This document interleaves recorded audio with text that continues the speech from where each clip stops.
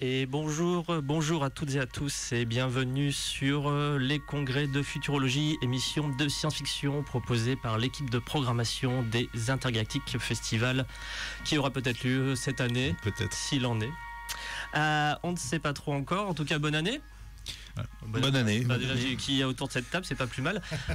Donc il y a l'incroyable Nicolas Sébastien Landais qui est toujours fidèle au poste. La pêche. Ça va, ouais. T'as l'air fatigué aujourd'hui, Nico. Non, la pêche.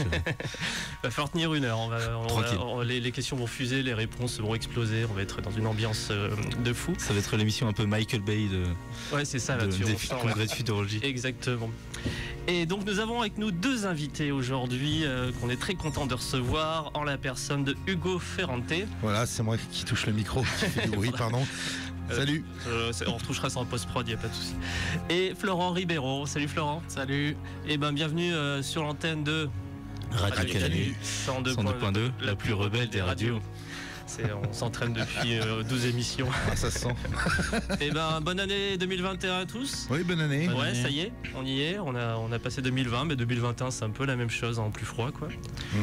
Ouais, selon vous, ça va être un peu plus la merde d'ici quelques décennies. Écoute, nous on fait de la BD, donc l'extérieur ça ne nous concerne pas. Non, moi j'ai pris ça pour un documentaire qui vient du futur. Ah oui. Et donc, on est là pour Hugo et Florent parler de votre bande dessinée Webtoon, The Brems. Avec notre super accent qu'on a d'habitude. Donc, qui est publié chez la Web Factory de Dupuis. C'est ça. Depuis avril mai dernier. C'est ça. Ça a commencé pendant le confinement, pendant le premier confinement. Ouais, donc même on avait préparé une petite soirée avec le festival. Enfin, vous avez préparé sur lequel on avait se raccroché point de vue com sur la marquise qui a. Oui, on avait préparé une soirée de lancement qui n'a jamais eu lieu, qui n'existe pas. Est-ce qu'il y aura une soirée de lancement genre post Ça risque d'être compliqué. Pour l'instant, on avait prévu une soirée de clôture, mais oui, pareil. Clôture n'aura pas lieu. Donc il n'y aura pas de soirée. Voilà, j'ai toujours les affiches, donc à la limite, on fera toujours on essaiera de faire quelque chose. Oui, il y a des séries, on peut commencer par la fin, il y a des sérigraphies à vendre du coup, ils sont en vente. Tout à fait. Voilà, je vous les montre là à l'antenne. Elles sont très jolies. Elles sont magnifiques. Je vois que tu as acheté la tienne, merci. Ah bien sûr. Dis donc. Parlons de The Brems projet donc qui touche forcément la science-fiction, d'où votre agréable présence ici. De quoi ça parle? Allez-y. De quoi ça parle? Alors, ça se passe dans le futur en 2086 et c'est l'histoire de 4 musiciens qui ont des têtes d'animaux dans la BD, puisqu'on est dans une BD anthropomorphique avec des animaux anthropomorphes, et qui sont 4 Européens qui se retrouvent dans un hôtel à Brême et qui fondent un groupe de musique du futur dans une Europe où il n'y a plus d'Union européenne et dans une Brême futuriste où tout est un peu galère, tout est un peu compliqué pour tout le monde. Et voilà, c'est juste l'histoire d'un groupe qui essaye de faire sa place au soleil, de faire son trou, quoi. Et ce qui est un peu paradoxal, ça veut dire la même chose, mais ça va pas du tout dans la même direction. Et voilà où on en est. Ok. Toi, tu es donc scénariste, Hugo? Je suis le scénariste, ouais. Et Florent? Et moi, le dessinateur. Le dessinateur. Vous avez commencé à travailler comment sur ce projet ensemble? Faut remonter dans le passé. Moi, c'est un projet que j'ai depuis très très longtemps dans la tête. Ça doit faire, ça fait une quinzaine d'années que je le travaille. Et j'ai cherché des dessinateurs, plusieurs. J'ai eu plusieurs collaborations avec des gens et le dernier en date, c'était Flo. Tu cherchais sans vraiment chercher, en fait. Non, ce que je veux dire, c'est l'impression que j'ai donné. Au bon bar, au bon moment. Non, oui, voilà. T'as découvert mon travail sur les réseaux via le partage de quelqu'un d'autre. Et puis tu t'es dit ça j'aime bien, du coup je vais lui proposer mon projet. Il est venu vers moi, on en a discuté. Moi j'étais plutôt chaud, le projet me plaisait bien. Et du coup je me suis dit ça pourrait être une chouette collaboration. Et voilà. Ça s'est fait. Ça se fait comme ça, ouais. Est-ce que tu avais un scénario complet à lui envoyer direct de 24 épisodes? Bah non, j'avais les grandes lignes, je savais où j'allais, j'avais déjà commencé l'histoire à chaque fois. C'est souvent le plus dur, c'est le début. De toute manière, le plus dur c'est le début, et j'avais déjà commencé à faire mon storyboard, etc. Mais comme c'était en amateur, c'était surtout pour le plaisir, quoi, pour le délire. Et de toute façon, en fait, une fois arrivé devant l'éditeur, il a fallu se plier au format, et donc là, il fallait tout changer. Il fallait tout changer, il fallait s'adapter, parce que donc les webtoons, en l'occurrence, c'est 24 épisodes d'environ 60 cases par épisode.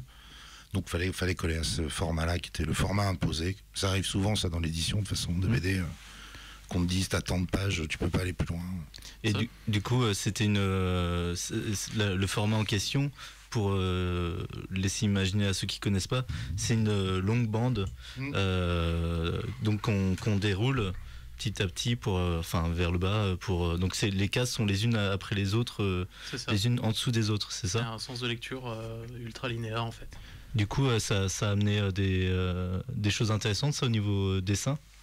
Ah bah clairement, parce dans que la conception. Étant donné que l'univers de The Brems se passe dans une ville qui est toute construite à la verticale, et on s'est rendu compte que ça collait plutôt bien avec le format, donc on a essayé d'en profiter un max.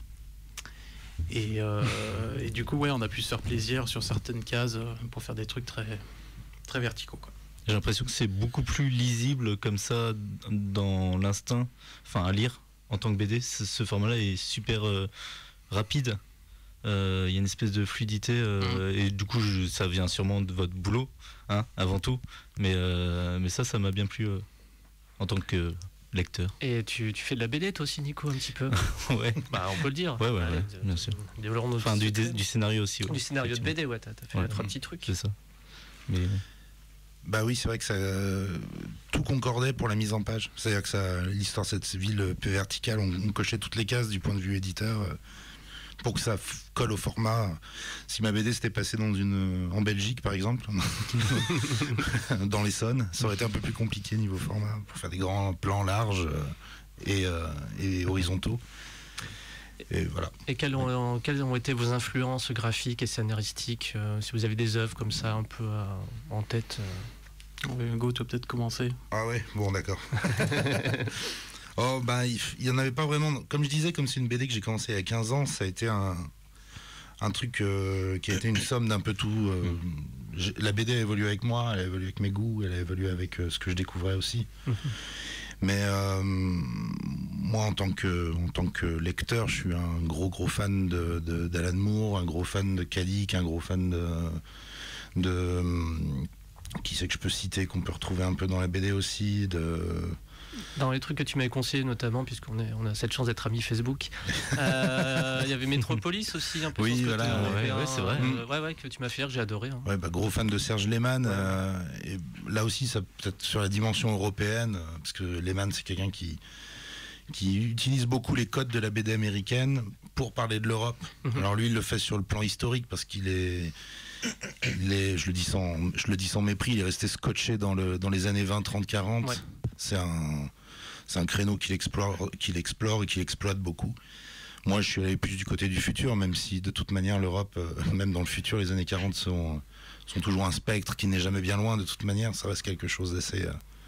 c'est un élément fondateur de l'Europe, mine de rien. Par la négative, mais c'est quelque chose qui a marqué les esprits et qui a fait que l'Europe est telle qu'elle est aujourd'hui.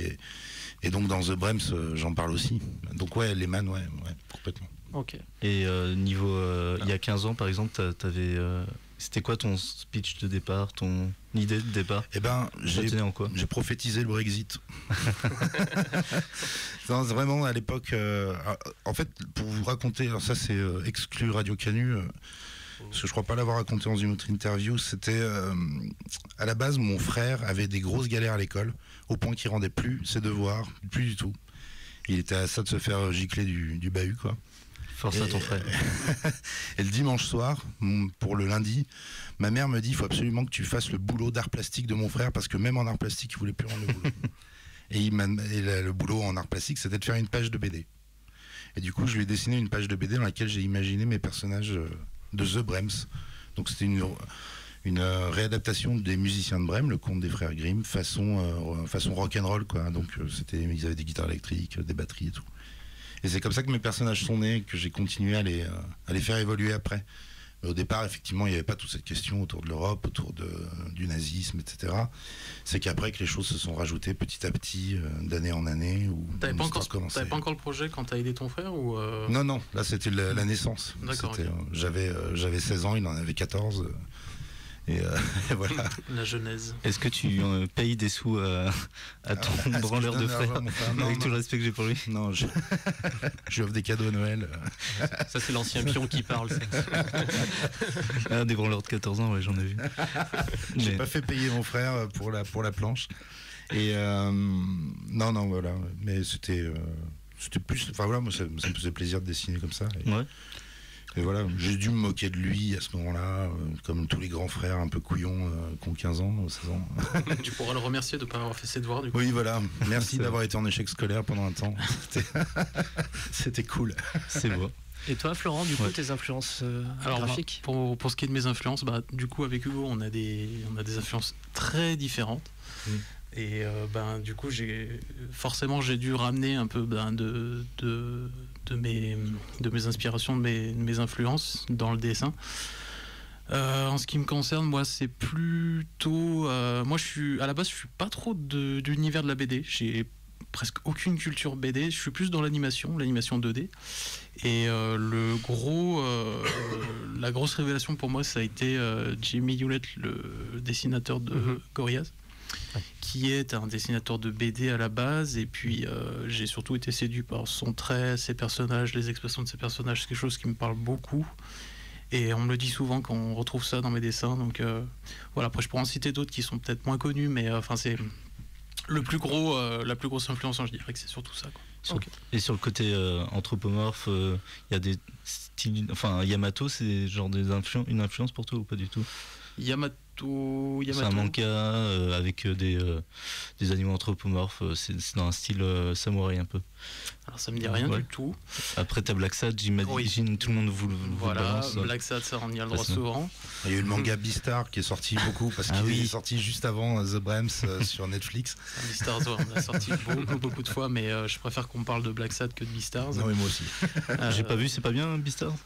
J'ai même pas essayé de voir parce que je me suis dit putain, ils nous ont tout pompé, mais j'étais vexé en fait. Je comprends. J'étais vexé, donc j'ai boudé cette BD. C'est juste que c'est japonais, c'est tout. Non, moi j'aime bien, moi le manga, les trucs que j'aime bien, pas tout. Non, mais Black Sad, je connaissais déjà, donc forcément, inconsciemment, il y a forcément dû avoir un peu d'inspiration là-dedans, normal. Et niveau bâtiment, etc., la construction de la ville, est-ce que vous avez été épuisé vers plutôt des architectes futuristes ou plutôt vers d'autres dessinateurs qui ont fait de la science-fiction? Comment on construit une ville comme ça? Alors ça, le truc du décor, moi en dessin, c'est mon gros point noir. Je déteste dessiner des décors, et encore plus des villes avec des choses très géométriques, tout ça, j'ai horreur de ça. Mais bon, ça a été un peu un challenge pour moi de dessiner cette ville. Mais pour les influences, je dirais qu'on n'en a pas eu vraiment. On a essayé de piocher un peu sur internet, de voir des illustrations, des choses comme ça. Je pense pas qu'on ait de réels auteurs en référence. Je pense que il y a un auteur, c'est William Aka.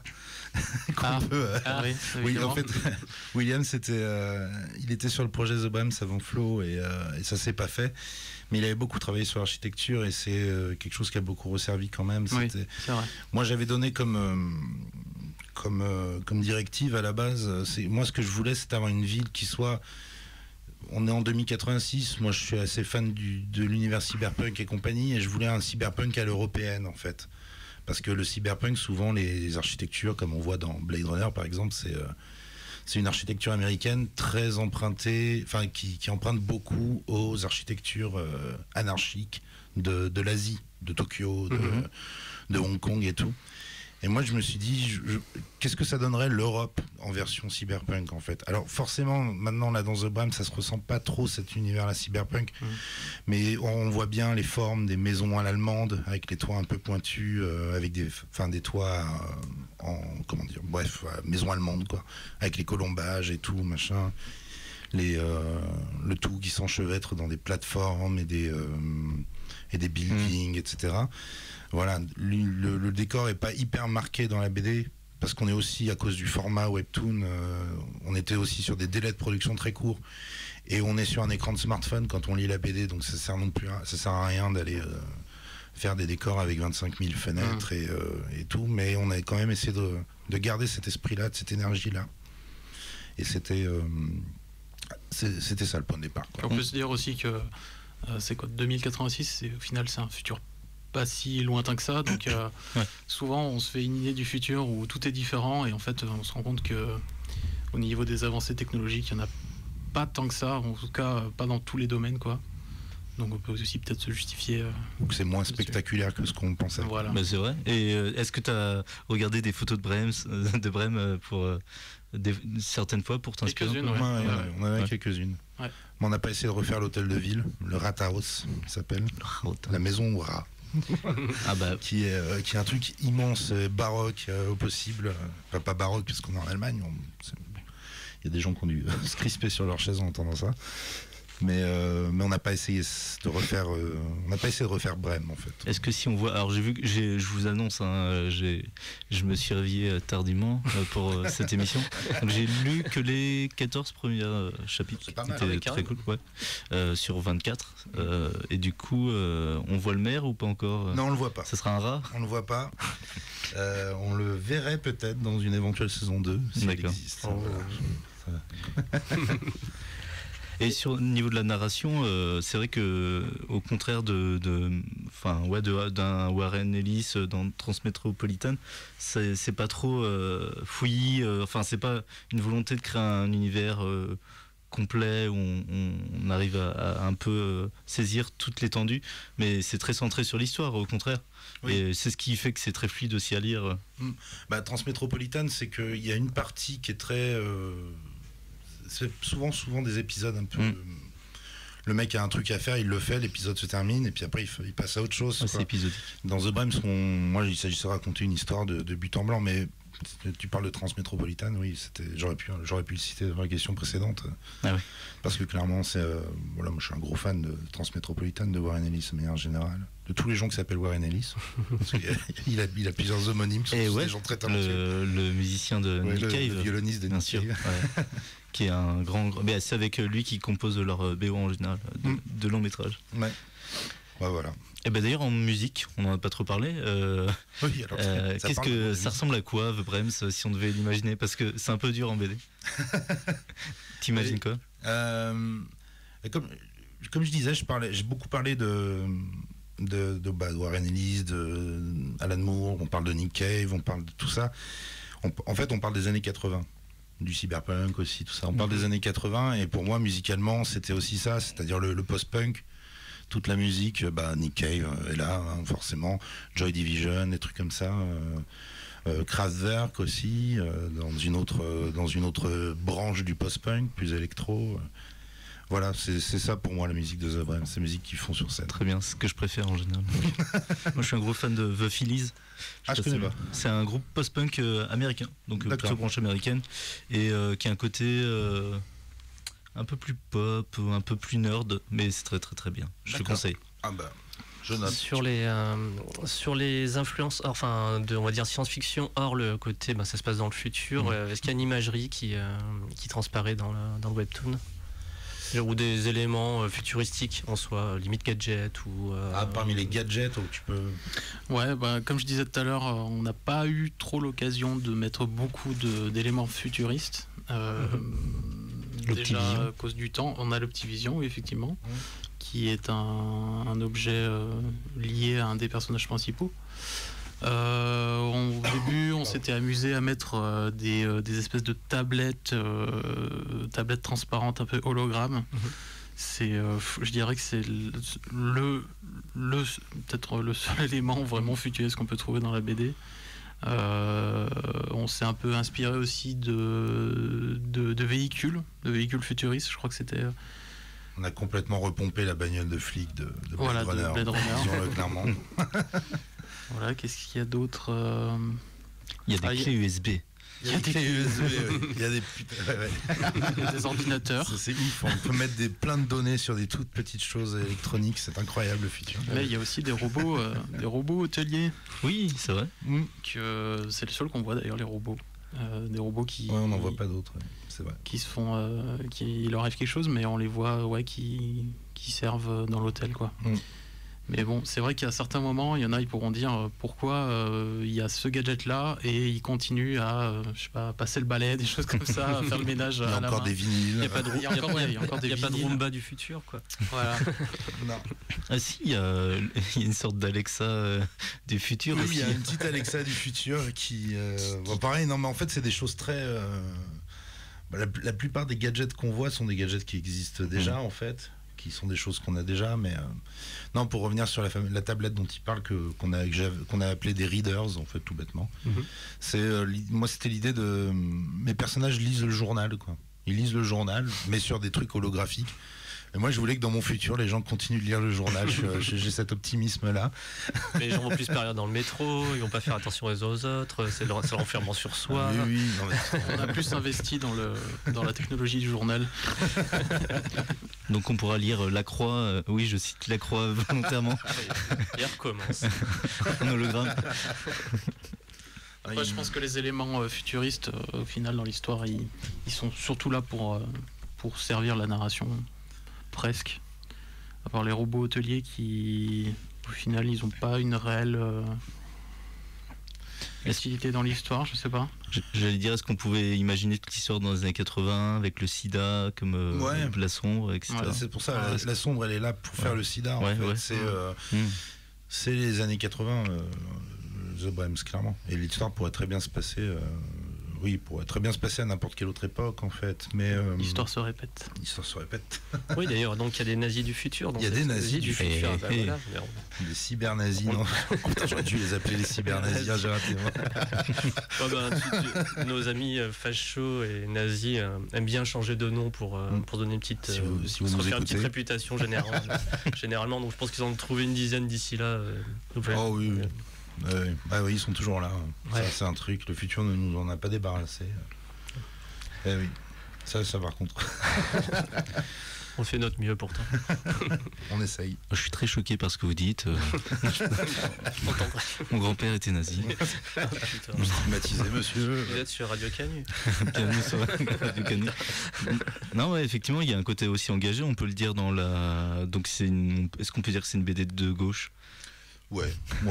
Enfin, moi, j'assume. Complètement de gauche. Ouais, quand même, il y a un côté. Ouais. Quel message vous passez dans cette BD En fait, alors déjà, les nazis, c'est caca. Ça, globalement, c'est le message. On peut être rapidement d'accord. Voilà, ça, c'est fait. Non, par contre, la vraie prise de position sur The Brems, sur laquelle je sais que certains auditeurs pourraient ne pas être d'accord, c'est qu'il y a une défense de l'Union européenne, par contre. Une vraie défense de l'Union européenne sur la diversité culturelle, sur l'entraide, la solidarité que peut amener ça, en fait. Okay. C'est chose tout con, mais depuis qu'on est en Union européenne, il n'y a plus de guerre entre pays les dernières guerres qui ont eu lieu au sein de l'Union européenne, c'était les guerres d'Irlande. Et les Anglais se sont barrés. Donc, oui, l'Europe a même reçu un prix Nobel de la paix, je crois, une année, il n'y a pas si longtemps. Il l'avait donné à l'Europe parce que bravo de ne pas faire la guerre. Bravo l'Europe, ouais. Non, mais c'est tout con, mais juste ça, c'est déjà pas mal. Donc t'es un Européen convaincu, Hugo? Ouais, je dis pas que c'est irréprochable, je dis pas que tout n'est pas blanc, hein, c'est sûr. Il y a des choses à régler, il y a des choses à faire, mais quand j'entends des camarades dire ouais, l'Europe c'est de la merde et puis pas aller voter aux européennes, ouais, mais si tu veux que ça change, il y a des moyens en fait, c'est tout bête, hein. Quand on voit le taux de participation aux européennes, faut pas s'étonner que ce soit l'extrême droite qui l'emporte ou l'ultralibéralisme qui l'emporte dans ces élections-là. Ouais, grâce à ça, Marine Le Pen a son petit chèque chaque mois sans y foutre les pieds. C'est puis quand Le Pen elle est anti-Europe. Bah oui, de ouf. Puis moi, voilà, c'est juste ça, quoi. ça me suffit pour être pro-européen, en fait. Je me dis, juste, voilà. Ok. Et The Brems, pour cette défense-là, elle le fait pas de manière... C'est pas un cours de géopolitique et on n'aborde pas les réponses, les questions profondes qui peuvent être liées à des gros problèmes au sein de l'Europe, mais voilà. Ça parle aussi un peu des petites lâchetés de chacun, de l'autocensure notamment, ce genre de choses. Ça appelle, j'ai l'impression, un peu les gens qui peuvent lire à se remettre en question sur comment bien agir dans le quotidien, quoi. Ouais, il y a de ça. C'est par le personnage de Denis, j'imagine, le journaliste. Ouais. Que la question se pose surtout, c'est qu'est-ce qu'on fait avec ce qu'on a, en fait. C'est surtout ça. C'est-à-dire dans The Brems, les gars, ils sont pas ah bon Dieu, quel horrible futur. C'est juste qu'ils sont dans leur ils y sont. Maintenant, ils vont faire ce qu'ils peuvent pour changer les choses à leur échelle. C'est pas les gars sauvent pas le monde, les gars ne sauvent pas l'Europe, ils essaient juste de faire ce qu'ils peuvent, quoi, en fait. Voilà. Et puis tu peux aussi rajouter la morale du conte originel qui est l'union fait la force. Eh oui, parce que c'est ça dans le conte de base. Oui, donc racontez-le un peu le conte de base, parce que moi je connais de loin, mais je l'ai complètement oublié. Parce qu'il y a un conte de base. Oui, c'est le conte des musiciens de Brême, des frères Grimm. C'est un conte très mineur d'ailleurs dans leur production et je me suis rendu compte qu'il n'était pas si connu que ça en France, en tout cas. Tu vois, moi je le connais de nom, tu vois, tu l'as cité tout à l'heure. Oui, je connais, mais j'ai l'histoire. Il y a eu plein d'adaptations. Hein. Je me souviens même d'une adaptation en dessin animé quand j'étais gamin où c'était Eddie Mitchell qui jouait le rôle du chien. Et qui chantait « J'ai toujours les lacets défaits ». J'aurais dû mettre celle-là comme chanson. On peut la mettre, si j'ai internet. Alors dans mon souvenir de gamin de 6 ans ou de 8 ans, c'était Eddie Mitchell. Il disait « J'ai toujours les lacets défaits ». Il chantait comme ça. Okay. Et donc, ces 4 animaux de la ferme dans le conte. Au début, c'est l'âne qui entend qu'il va se faire buter parce qu'il peut plus faire tourner le moulin. Il est trop vieux pour faire tourner le moulin, donc il va se faire buter. Et il se barre. Non, c'est l'âne. Ensuite, il va rencontrer un chien qui était trop vieux pour monter la garde et qui était menacé de se faire buter. Il va croiser un chat qui était trop vieux pour chasser la souris et le coq trop vieux pour chanter le matin. Ils vont tous se faire buter. Et voilà, ils sont tous menacés de passer à la casserole, enfin, surtout le coq, parce que le chien c'est un peu dur sous la dent. C'est un bon goût. Et donc ils ont pour projet ensemble de rejoindre Brême et de rejoindre l'orchestre municipal de Brême. Et en chemin, ils croisent des voleurs et ils leur cassent la gueule à 4, en fait, globalement. Et ils squattent leur maison. C'est un peu... Voilà. Mais globalement, c'est l'idée que tout seuls, les gars, ils peuvent plus rien faire, mais quand ils sont à 4, ils sont capables d'accomplir des choses concrètes. Et quand ils lui font peur, ils se mettent les uns sur les autres, hein, c'est ça ? Oui, c'est ça, c'est une figure un peu si vous allez à Brême, vous verrez cette statue avec 4 animaux montés les uns sur les autres. Voilà. C'est la scène clé de l'histoire. Mais voilà, le conte fait 1 page et demie dans un bouquin, dans un recueil des frères Grimm. Vous verrez, il fera 1 page et demie. C'est un truc très court. Mais voilà, la morale, c'est l'union fait la force. Et voilà. Écoute, on arrive à la moitié de cette émission, donc je propose de mettre le morceau que tu as choisi, Hugo et Florent. Dis-nous un peu plus sur ce que nous allons diffuser à l'instant. Alors, c'est Eddie Mitchell ou c'est l'autre ? Alors pour le moment, non, c'est l'autre. J'ai pas trouvé Eddie Mitchell, je suis en train de chercher, on pourra en parler, tu nous donneras plus de mots-clés pendant que la chanson passe. Alors le morceau, c'est Ungodly Hour. C'est un morceau du groupe Year of the Earth Dog. Et ce groupe, c'est moi qui chante dedans. Voilà. Ok, mais quel style de groupe ? C'est du post-punk aussi. Ok, bien. Voilà. Et il se trouve que ce morceau-là est cité dans The Brems. J'ai fait ma propre autopromotion dans le. D'ailleurs. C'est vraiment des calmes. Oui. Avec beaucoup d'assurance. Et d'ailleurs, Year of the Earth Dog apparaît, le nom apparaît à un moment. The Brems joue avec Year of the Earth Dog. Ce qui veut dire que dans 60 ans, on est encore là. Voilà. Il y a même une chanson qu'il chante pendant un concert. Eh oui. C'est celle-là d'ailleurs. Non, c'est pas elle. C'est Nobody. Alain chante Nobody. Et là, donc, on va écouter Ungodly Hour avec le super accent pour changer. Et vu que ça affiche chez Web, je lance ça à partir de mon VLC. Yes.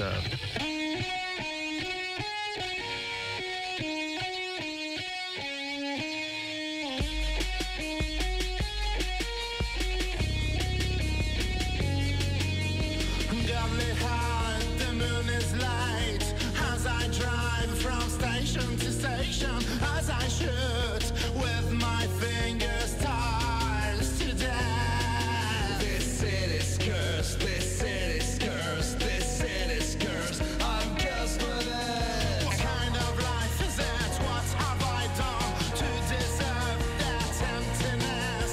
Some sickness or a painful mind is pretty. Mine is endless. This city's cursed, this city's cursed, this city's cursed. I'm cursed with it.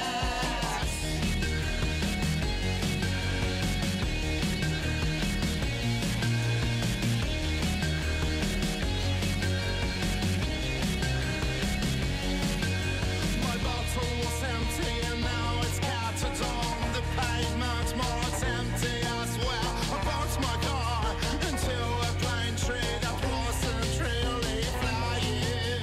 Fly, fly, the tree said. Oh, sly, sly, the tree said.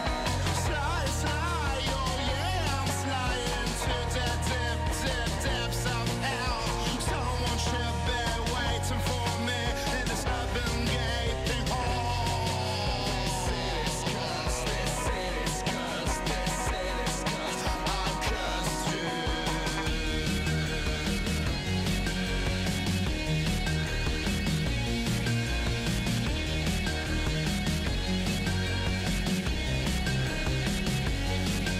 I touched the cops, I ran, I hop, jumping from bridges to decks as I shoot them with my index finger and my blowing sound effects. Bang, bang, bang, then you're dead. Bang, bang, bang, then you're dead.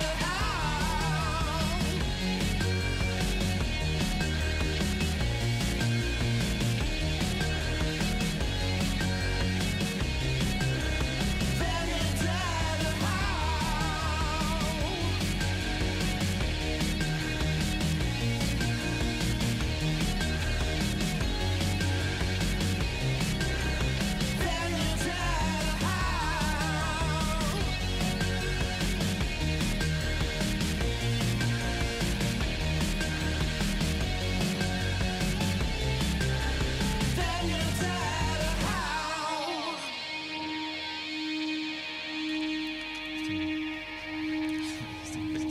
Quel morceau? Vous êtes sur Radio Canu 102.2, la plus rebelle des radios. T'es pas dedans, ce genre d'unico. Mais si. Vraiment, c'est toi qui t'es tout excité au début en disant faut qu'on le fasse ensemble, qu'on crée un gimmick, qu'on reçoive des messages pour me dire l'émission trop bien, que vous faites ça, vous pouvez le refaire s'il vous plaît. J'ai même proposé d'inviter les créateurs de The Brems, tout ça. Bien sûr. Et j'ai créé un festival qui s'appelle Les Intergalactiques aussi. Le mec qui s'attribue tout. Je me souviens que j'allais annuler mon festival en Voumant pour laisser place aux Inter, un peu plus de place dans le temps, tu vois. Parce qu'ils Exactement. Ils se collent toujours à nous là. Alors, on finit 2 jours plus tard, le tir recommence. Et genre, pour notre pauvre communication. Mon Dieu, quelle ambiance 2021. Émission de fake news. Et donc vous êtes sur les congrès de futurologie, une émission proposée par les Intergalactiques, festival de science-fiction créé par Nicolas Sébastien Landais. Exactement. Et c'est même moi qui ai trouvé ce nom. T'as tout trouvé. Je me souviens, moi je suis arrivé, j'ai fait je peux filer un coup de main et tout. Franchement, je suis sympa. Ouais, c'est vrai. Ah, tu m'as sorti du ruisseau. Il paraît même que c'est toi qui chantais sur cette chanson alors. Tout à fait. Le groupe s'appelle Year of the Earth Dog. Et contrairement à ce qui était annoncé avant, elle est bien dans la BD. Voilà. Flo m'a tapé sur les doigts pendant la chanson. J'avais tort. Et il avait raison. Je connais mieux que l'auteur. Ouais, il faut dire que c'est Flo qui fait tout le boulot. Ah oui, c'est lui qui a écrit la BD en fait. Oui, moi j'ai corrigé les fautes en fait. Il t'a demandé d'écrire une ou deux petites chansons comme ça. Oui, voilà, c'est ça. Ouais, je vais faire du post-punk. Du coup, vous nous disiez en off qu'il y a une playlist officielle de la BD. Oh, pas officiel. C'est officiel. C'est pas officiel. Non, mais on a les 24 épisodes sont tous raccordés à une chanson. Et donc on les a mis ensemble sur Spotify et sur YouTube, je crois. Et pour la retrouver, en tout cas sur Spotify, c'est The Brems OST, mais le O ne veut pas dire officiel. Ok. Ou original. Sur YouTube aussi, si vous tapez The Brems playlist ou The Brems OST, vous devrez la trouver. Mais voilà, vous pouvez la créer vous-même en partant des chansons qui sont citées à chaque fois en début d'épisode. Voilà. Sachant que l'idée de cette playlist était de donner une idée au lecteur de l'univers musical de la BD. On en parlait tout à l'heure. Et du coup, l'idée, c'est aussi de écouter la musique en fonction de l'épisode. Et j'ai quelques lecteurs qui se sont pris au jeu, qui ont tenté l'expérience, qui ont trouvé ça très très cool. Est-ce que vous avez mis quoi dessus, Britney Spears Putain. Est-ce qu'il y a la carrière des morceaux musicaux de Tony Parker peut-être? Bien sûr, évidemment. Non, ça je me suis auto-censuré pour le coup. Non, il y a, qu'est-ce qu'on va retrouver? Les gars qu'on a cités là, hein, Joy Division, Nick Cave, Leonard Cohen, je crois. Leonard Cohen est là, bien sûr, Leonard. Voilà, surtout composé par Hugo, la playlist. Parce que voilà, c'est surtout ses références musicales à lui, mais bon, j'ai quand même pu contribuer un petit peu. Il a réussi à me faire mettre un Gorillaz. Vous vous rendez compte? C'est bien. Quelle horreur. Bon, en tout cas, vu qu'on est en 2021 et que c'est la passion la question un peu passionnante, pardon. Parlons pognon. Le pognon. Parlons le pognon. Parlons l'argent. Parlons pognon. Quel pognon? Non, mais ça s'est passé. Il est où mon cachet? Je l'ai pas dit, mais ça s'est passé comment en fait? Du coup, Hugo, tu as cette idée de scénario BD, tu rencontres Florence, comment ça se mettre en place avec Dupuis et ce Webtoon Factory, ça s'est mis en place comment? Alors, il faut d'abord parler des origines. C'est-à-dire qu'avec Flo, on s'est retrouvé à faire une BD courte pour la revue Bermuda, qui est une revue donc éditée par les copains de chez Expérience, Place Antonin, très connu, qui donc eux-mêmes appellent pas ça une revue, mais techniquement c'est une revue. C'est une revue annuelle qui publie plein d'auteurs. Et une année, on l'a fait avec Flo et on était déjà sur Brems à la base. On était déjà en train de préparer Brems, et on a décidé de se lancer dans cette revue. C'était Palindrome, non? Non, Palindrome, c'est qui s'appelle Versus en vrai. Palindrome, c'était l'ancien titre. Et non, ça c'était avec Thomas Garrigue et c'était l'année d'avant. Ouais, c'est celle que j'ai lue, moi, celle-là. Ok, j'ai pas lu. Et on a participé au 10e. Ouais. Donc Versus, c'est dans le numéro 9, dans le Bermuda 9, et dans le Bermuda 10, on a fait avec Flo Encore, il s'appelle. La BD s'appelle Encore. C'était dans l'univers ou pas encore? Non, pas du tout. Non, c'est plus un exercice de style en fait. Enfin, une BD nouvelle quoi, avec une chute et tout.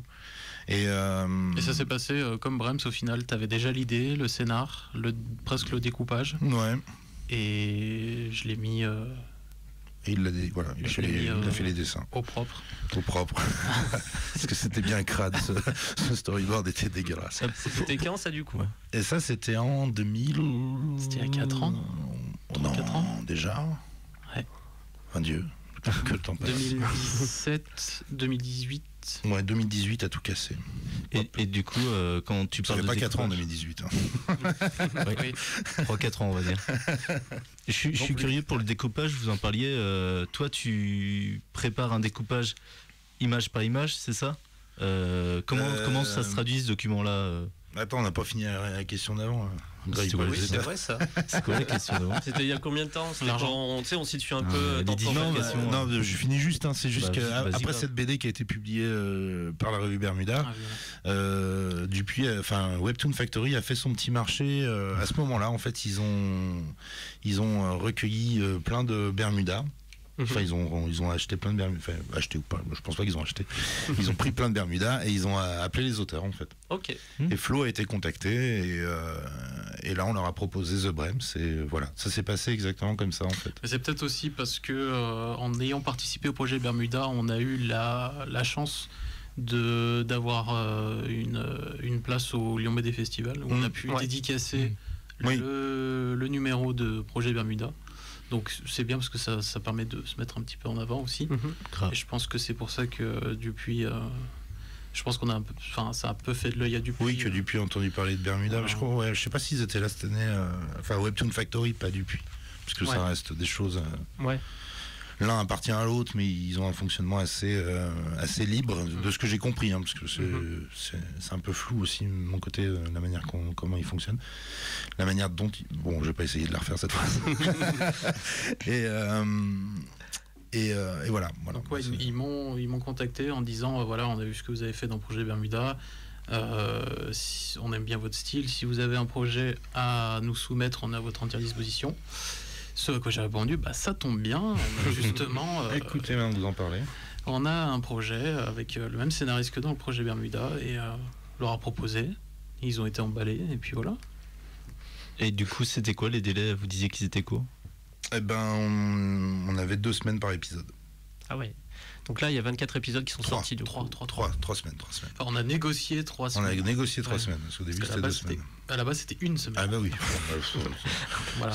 Son marteau. 1 semaine par épisode, et vu qu'on a, vu que j'ai un style, enfin j'ai un style de dessin plutôt chiadé et poussé, on s'est dit en 1 semaine c'est juste pas possible quoi. Donc voilà, on préférait la qualité à la quantité. Petite parenthèse d'ailleurs sur ton travail, Florent, pardon. Tu as une chaîne Twitch, il me semble. Exactement. Ok, ouais. Qui a énormément contribué à la visibilité de la BD sur Internet. Donc tu dessinais un peu en direct, et les gens pouvaient te regarder travailler. C'est ça. Pour ceux qui ne connaissent pas Twitch, c'est donc une plateforme de streaming en direct où qui appartient à Amazon. Tout à fait. Voilà. Oui. Complètement. Sur laquelle une catégorie art a été ouverte il y a quelques années, pas très longtemps. Et ça permet aux artistes de effectivement pouvoir proposer du contenu artistique, de montrer ce qu'ils font en dessin, tout ça, avec une audience avec laquelle le streamer peut interagir, discuter. Et c'est vrai que ça aide énormément à mettre en avant un peu plus son travail. Et ça a quand même été plutôt agréable pour Brems, parce que j'avais les retours en direct, ça permettait vraiment une je sais pas comment dire. Une horizontalité. Tu as apprécié d'avoir des gens qui mettaient en commentaire, etc. pendant que tu travailles. C'est une. Ouais. Surtout que ça a complètement changé ma manière de travailler, parce que déjà que les délais étaient rudes, ça m'a permis d'être plus productif, parce que le fait d'être observé, écouté, ça t'oblige à travailler. Donc au fur et à mesure, quand j'ai commencé, j'ai une communauté qui s'est créée avec des gens qui reviennent assez régulièrement, des habitués, tout ça. Donc c'est ces gens-là qui m'ont permis de tenir, de m'encourager dans ce que je faisais, et surtout toujours me ramener des retours positifs qui m'ont vraiment poussé à aller jusqu'au bout et à tenir quoi. Du coup, c'était un peu collaboratif comme création. Enfin, vaguement, mais il y avait un petit côté un peu plus... il y avait de la collaboration, oui. Ça m'est arrivé plusieurs fois je me dis, allez, là, j'ai un figurant dans cette case. Il faut que je trouve un animal à faire. Qu'est-ce que vous me proposez? Et donc, il y avait quand même une petite collaboration. C'était super chouette. Vraiment, une super expérience. Elle s'appelle comment, du coup, ta chaîne Twitch? Florib, F-L-O-R-I-B, c'est mon nom d'artiste. On la mettra en lien sur le podcast. Enfin, on met toujours les petits liens, etc. On rajoutera ça avec plaisir. Puis on te suivra avec le compte des Intergalactiques. Petit abonné en plus. C'est clair, non, ça nous a fait une grosse base. Au niveau du lectorat, c'était quand même cool, quoi. Merci Amazon. Et merde. Surtout qu'on avait quelquefois le passage de Hugo qui venait en vocal avec moi et qui venait un peu discuter de la BD pour ceux qui avaient des questions. Je me suis prêté au jeu. Pourtant, c'est pas gagné. Que faisais-tu concrètement à ce moment-là? Genre, t'avais une bière, tu papotais avec les gens? C'est ça. Genre, répondais aux questions. Les mêmes genre de questions, en fait. Ouais. C'est ça, ouais. C'est ça, mais ouais, non, c'était plutôt non, c'était agréable et alors ça gagne bien, étonnamment agréable en fait. Dans une ambiance très très cosy, cool, chill, sans prise de tête, très bienveillante. Donc ça fait partie des bons souvenirs de la création de The Brems, quoi. Cool. Non, puis ça change parce que c'est quand même un travail assez solitaire. D'autant plus que j'ai commencé sur Twitch avec Brems.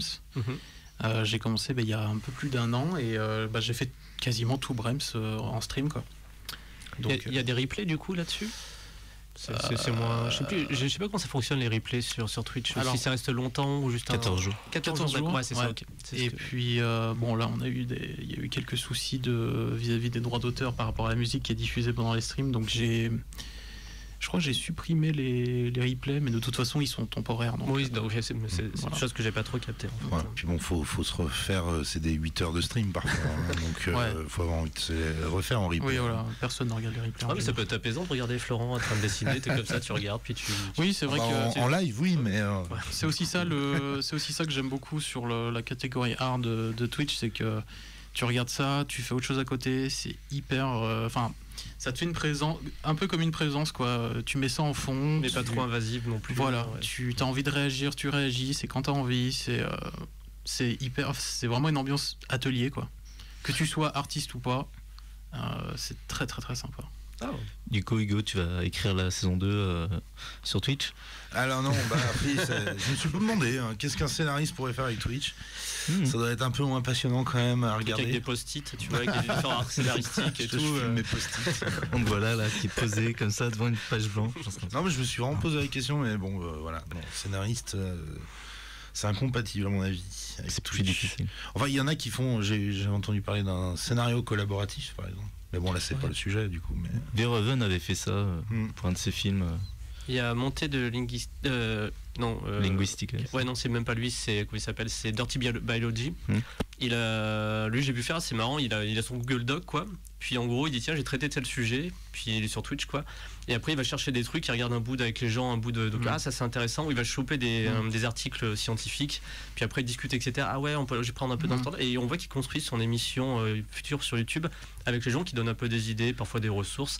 Mais surtout, c'est un peu marrant de le voir, c'est vraiment Google Doc à la con, tu vois, qui fait, puis qui remplit de trucs, il fait ah ouais. Et puis peut-être que je vais traiter ça comme ça, donc c'est un peu intéressant de voir le traitement qui est mis en place pour une création de vulgarisation scientifique. Et ça marche, ouais, c'est sympa. Il y a des musiciens aussi un peu qui le font, sur tous ceux qui font de la MAO, tout ça. Ouais. Oui. Et ouais, c'est comme si. Par contre, moi j'imagine si je fais de ukulélé, etc., et que les gens me regardent, ça serait juste l'enfer. Ça serait juste l'enfer sur Terre. Je pense, ça aurait pas, ouais. Mais pour l'écriture de BD, de scénarios vraiment fictionnels, c'est. Enfin, j'imagine même pas quoi ça. Non, il y a peut-être des trucs à faire, mais pour un travail entre guillemets classique, je vois pas, quoi. Je vois pas ce que je pourrais faire. Non plus. C'est pas grave, je suis très bien tout seul avec mon écran. Non, puis ça, t'as besoin de réflexion, quoi. Donc, ouais, mais bon, il y a aussi besoin de discuter parce que tu tournes vite en rond, t'es vite dans ta bulle. C'est le côté un peu ingrat, mais difficile du boulot. Tu travailles en circuit clos, c'est parfois compliqué parce que tu peux vite faire de la merde en fait. Tu peux vite te tromper. Je sais pas comment dire, mais. Faut faire gaffe à soi-même quand on écrit. Après, à moins que tu sois en direct avec des gens que tu connais bien, quelques personnes, pourquoi pas. Ouais, mais dans le cas de Dirty Biology, où il a plusieurs centaines de spectateurs, où il va de temps en temps checker son chat parce que ça défile pas mal quand même. C'est là où moi, tu vois, par exemple, j'ai en moyenne 20-30 viewers, je les connais presque tous, et l'échange est beaucoup plus possible, quoi. Oui, forcément, quoi. C'est clair. Et niveau du scénario, je suis curieux aussi, tes personnages, comment tu les as construits un peu au niveau de leur personnalité? Est-ce que tu leur fais un ghost en général ou pas spécialement un ghost genre tu leur écris un passé, etc.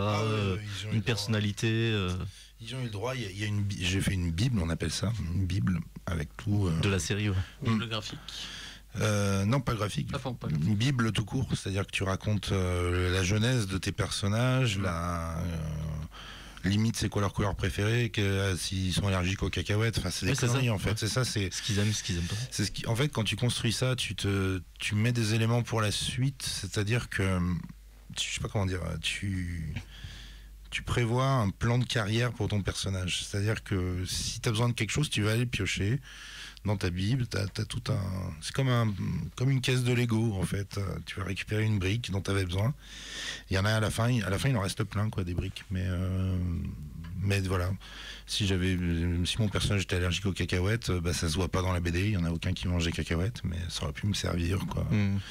Voilà, donc ouais, j'ai fait ça pour chacun des personnages, au moins les personnages principaux. Les personnages qui sont juste là, par exemple, pour casser les couilles aux personnages principaux. En général, je leur fais pas les gros méchants. Tu vois, les mecs qui sont méchants, pourquoi ils sont méchants? Parce qu'ils sont méchants. Comme les nazis. Comme les méchants nazis. L'ex-nazi de la chatonne. Ouais, Uwe, il s'appelle. Lui, il a eu le droit à ça. Lui, je lui ai fait une Bible. Lui. Parce que tu dis comment une nana pareille va plus se foutre avec un connard pareil. J'ai réfléchi à la question.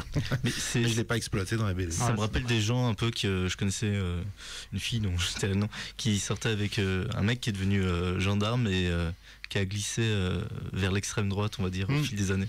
C'est l'histoire du personnage. Donc ça, il m'a vraiment fait penser à lui. Bah ouais, mais tu vois, je le dis pas, ça à aucun moment dans la BD je dis que le mec est devenu comme ça.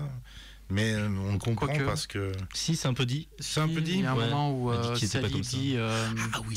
il a été Ah bah bon, bah voilà, je sais pas la quel magie terme est il cassée. utilise, quand elle est dans la manifestation avec Sergio. Oui, c'est vrai, effectivement. Mm. Oui, mais je me souviens plus. C'était il y a longtemps. Oui, bah je le dis. Bon, bah tu vois, je m'en suis servi. Mais bah oui, bah ouais, c'était ce personnage-là. Ouais, bah, mais oui, parce qu'il moi aussi m'a évoqué des personnages des gens que je connais qui ont, tu sais, ces vieux potes que tu retrouves sur Facebook. Après 10 ans, tu les as pas vus, tu regardes leurs posts. Les 3/4 c'est sur les migrants, les autres c'est sur les vaccins. Tu fais oh putain. Ou sur les féministes. Oui, ou sur les. Oui, avec des guillemets, ils mettent des guillemets. Ah, les féministes. Tu fais ok, bon, c'est bon. Salut connard. Donc voilà. Ouais. Non, bah voilà, Uwe, c'est ça. Uwe, c'est ton pote de collège qui est devenu un gros con. On en a tous. Hein. À tous, à toutes ces personnes. On vous aime, je vous embrasse. Du coup, je me demandais un peu, vous faisiez quoi avant, tous les deux, avant de vous... Est-ce que vous avez eu des... Donc, vous parliez de la petite BD qui a été éditée dans un dans un magazine papier. J'ai oublié le nom, hein, vu que je connais Bermuda. Vous avez déjà édité d'autres choses avant ou pas trop? Non, première fois. Enfin, En BD, ouais. En BD, c'est la première fois. Après, moi, j'avais fait des petites nouvelles éditées de manière très locale et tout, machin, et tout comme ça. Puis la musique. Mais non, la BD, c'était la première fois. Là, on s'est un peu connu. Tu participais à Le Cri du Fennec. Ah bah oui. On est sur Hugo les origines, quoi. C'est quoi le Cri du Fennec? C'était un journal étudiant qu'on faisait à Lyon 2 avec une bande de copains. Je faisais les dessins de presse, voilà, je dessinais le Fennec qui enculait monsieur avant. Ouais, c'était en plein CPE, etc., en plein blocage des facs. C'était mon tout premier dessin, donc c'était la mascotte du journal qui enculait monsieur avant. Et monsieur avant qui disait on avait dit à l'avant, connard. Les articles étaient cool, hein, franchement, l'équipe était vraiment sympa, quoi. Et toi, tu as déjà dessiné des Fennecs qui enculaient des... Alors non, je dessinais des gens dans un parc d'attractions. C'est vrai? C'est à peu près la même chose. Alors quand un autre genre de parcours. Oui. On veut les noms. Hein. Quand on s'est rencontré avec Hugo, j'étais sorti de l'école il y a un peu plus d'un an, 2 ans, je dirais. Et en fait, ma première année après les études, j'ai eu une année très remplie parce que je suis parti directement aller travailler aux États-Unis en tant que caricaturiste au parc d'attractions Disney. Okay. Et donc quand je suis rentré, après, là, il fallait que je me refasse un peu une vie, que je commence à trouver du taf dans l'animation, dans le dessin. J'ai fait 2-3 petites bricoles à droite à gauche, mais en termes d'édition, non, rien. C'est vraiment avec Hugo que voilà, ça a commencé à faire des choses, quoi. Bah, c'est un beau projet. Moi, j'ai découvert du coup hier. Je vous suis depuis longtemps. Non, vraiment très bien. Vraiment très bien. Ben, je lirai du coup la suite. En plus, c'est très rapide. Quand j'ai vu le nombre de chapitres, je me suis dit, est-ce que je vais réussir à tout lire? Non, en fait, un chapitre, c'est très court. Comme je disais, ça se lit dans une grande fluidité. Et donc, vraiment, je pense en une soirée, ça se fait tous les chapitres. J'ai fait le calcul, en gros, la BD en entier, c'est l'équivalent de 220 pages de BD, à peu près 220 à 240 pages de BD papier. Et c'est là que tu te rends compte que pour moi c'est un peu frustrant parce que ça se lit tellement vite et j'ai passé tellement de temps dessus que le ratio, tu vois, il est... mais bon, l'important c'est que les gens prennent du plaisir et aiment la BD, quoi. D'accord. Et pour les quelques minutes qui nous restent, j'ai trouvé une petite musique là pour la fin. C'est Contes et chansons des musiciens de Brême, ça s'appelle. Mais je l'ai écouté dans votre casque histoire d'être sûr que c'était pas trop. Mais non, ça va être tout doux. On va finir en douceur pour commencer cet été 2021. Du coup, une saison 2 pour The Brême? Peut-être. J'envoie un dossier à la fin de la semaine. Là. Mais par contre, faut le dire, ça ne sera pas avec Flo. C'est le moment où je m'en vais, du coup. C'est le moment où tu... Non, t'es viré, voilà. non, Flo, tu peux le dire, dis-le toi-même, tiens. C'est toujours moi qui le dis, c'est c'est une bonne chose. Je sais pas si on peut parler de ça à la radio. Dupuis est revenu vers moi pour me proposer une saison 2, ce à quoi j'ai répondu oui, mais pas dans les mêmes conditions de travail. Et malheureusement, ils ont pas voulu. T'avais dit non au départ, quand même. Oui, j'avais dit non. Non, merde, Parce que voilà, là, il y a un C'était problème. un non, mais peut-être. disons que la quantité de travail et d'énergie que j'ai passé sur la saison 1, c'était assez éreintant. Du coup, j'ai dit ouais, non, mais bon, si vous me proposez plus de temps, plus d'argent, pourquoi pas. Et ils ont même pas cherché Ok. à négocier. Donc j'ai dit bah c'est pas grave. On aime les grosses Donc filles. quel sera ton avenir, Florent? Et bah moi, comme je l'ai dit au tout début, je suis plutôt issu du milieu de l'animation. Je suis pas fermé aux autres comment on peut appeler ça, les autres médiums, les Ouais. autres Médium, somme ça. ouais, médiums. Aux autres médias, du coup. Les autres C'est un médias. médium des médias. Oui. Quand Sans j'ai- S. Quand j'ai C'est commencé à être étudiant, moi, ce qui me bottait, c'était la BD, justement. Mhm. Et puis, jusqu'au jour où j'ai découvert l'animation, et là, ça a été Mhm. la révélation ultime des dessins qui prennent vie. C'est juste trop magique. Donc, c'est ma spécialité, mais je suis aussi tourné vers la BD, voilà. Et en ce qui concerne le projet d'avenir, eh ben, j'ai plutôt tendance à travailler sur des productions d'animés, de séries, de films, de courts-métrages, voilà. Ok. Et D'accord. une version papier pour The Brems?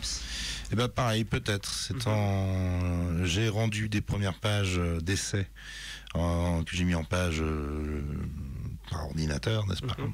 Et la rentrée est en train d'arriver, donc on va avoir un peu plus d'informations dans les jours à venir, mais globalement, c'est à l'étude et Ok. c'est en bonne voie. On fera On une aimerait petite- bien. On fera une Voilà. petite place sur les intergalactiques. On filera, Ah bah. on filera une petite. Là, si j'ai eu ma version de papier, de toute façon, Oui, je c'est vais ça. squatter partout, dans tous les endroits de Lyon qui acceptent des livres. Tu seras le bienvenu, ça nous fera Je- plaisir.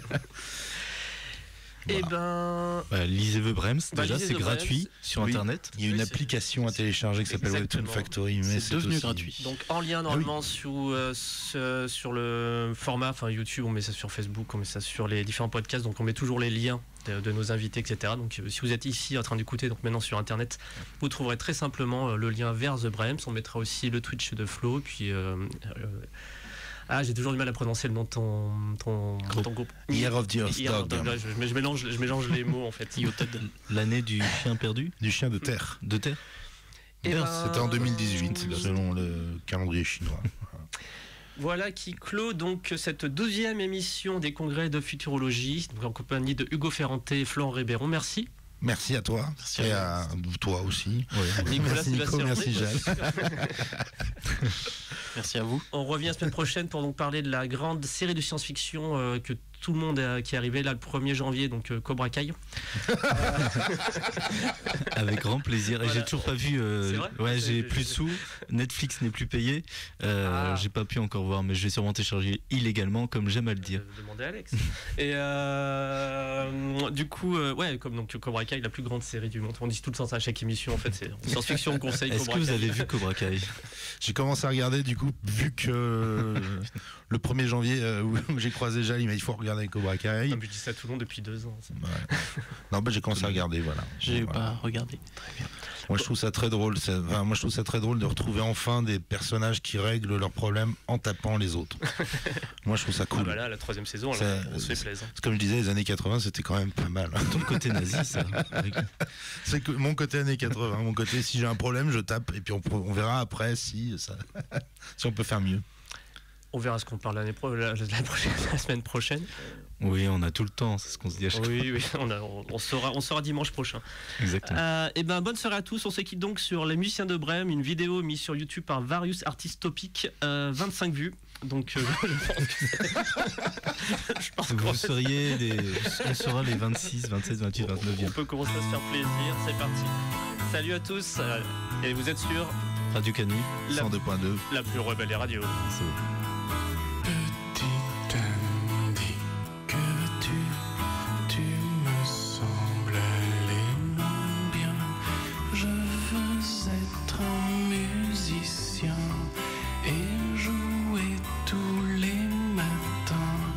Un orchestre, mes compagnons, ensemble nous préparerons.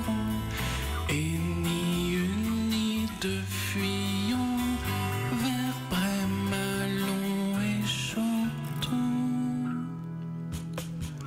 Petit chien, dis, que veux-tu?